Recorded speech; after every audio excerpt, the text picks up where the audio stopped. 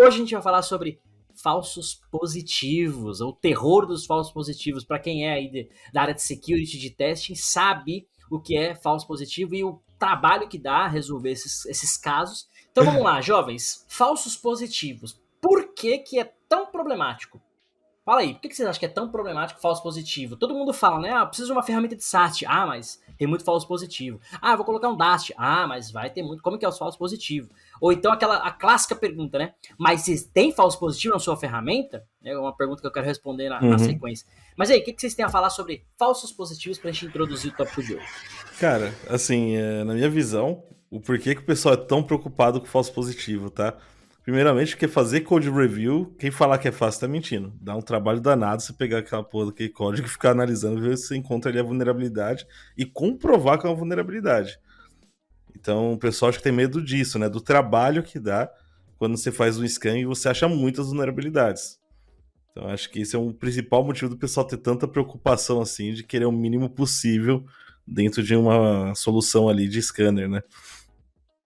Talvez a própria definição de falso positivo já assusta, né? Porque o pessoal fala muito em falso positivo, mas acaba não entendendo exatamente o que é. O que eles acham a ferramenta está trazendo muita coisa que não existe, né? E daí, se você olhar com um pouco mais de atenção, aí você começa a entender o porquê que existe, né? Então, se a gente sabe que existe falso positivo, por que não construir uma ferramenta que não tem falso positivo? E daí, para dar um exemplo simples a ferramenta ela entende o contexto do que está acontecendo, ela entende o contexto do seu código e às vezes ela não tem acesso. Por exemplo, se você usa uma biblioteca externa, se você usa algo que não está naquele contexto do código, ele precisa sair, ele só seria analisado depois de compilado, em tempo de execução, né? Ele deveria estar rodando para ele conseguir entender todo o contexto. Então a ferramenta ele não vai saber que aquilo ali já está sendo corrigido. Por exemplo, o cara está fazendo uma correção, sei lá, ele está fazendo limpeza de dados lá. E ele só vai acontecer em tempo de execução. Então, para a ferramenta, olhando só o código, aquilo ali é um problema. Então, ele vai olhar e vai falar, cara, tem uma vulnerabilidade aqui. E talvez seja sido corrigida. Ela vai aparecer a menos que você, depois que você sabe que aquilo ali existe e é recorrente, você aponta na ferramenta. Então, acho que quando se fala de falso positivo, muitas vezes a gente poderia falar ajuste da ferramenta, né? Então, poderia ter um nome separado. É claro, tem outros falsos positivos que a ferramenta está apontando que é isso e não é. Mas ele não está entendendo o conceito daquele framework novo, o conceito, alguma mudança que teve na linguagem. Então, até ele ser atualizado, aquilo ainda é um falso positivo. Então, acho que se a gente conseguisse separar mais o que realmente é um falso positivo e o que é um ajuste de ferramenta, acho que o barulho seria diminuído, né? Boa.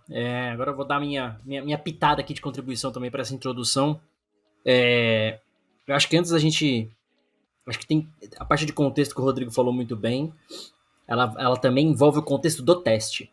Porque quando você tá, na minha visão, quando você está falando de SAST, onde a ferramenta tem um acesso ao código-fonte inteiro, a tendência a falso positivo é menor. Porque ela tem o fluxo da aplicação, ela vê né, como você falou, uma classe que chama outra, um método que chama outra, aquela coisa toda. Então, isso é um contexto. Ainda pode existir falso positivo, porque os fluxos podem mudar, com a quantidade de parâmetros, tal, mas né, eu imagino que a tendência a falso positivo seja menor comparado a Dast, por exemplo. Num Dast, você tem uma ferramenta black box que vai olhar para uma URL e fazer um request. Muitas vezes uma URL pura que tem ali um formulário, alguns campos. Então você imagina um campo string, quantas possibilidades de string existem?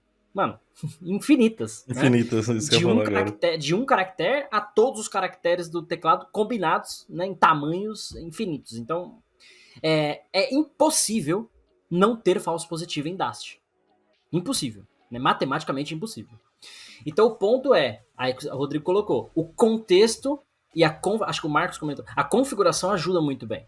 Porque se você configurou aquela scan de uma forma correta, de acordo com o profile daquela aplicação, e aí independente do teste, DAST, SAST, o que for, vai ajudar a reduzir essa questão de falso positivo.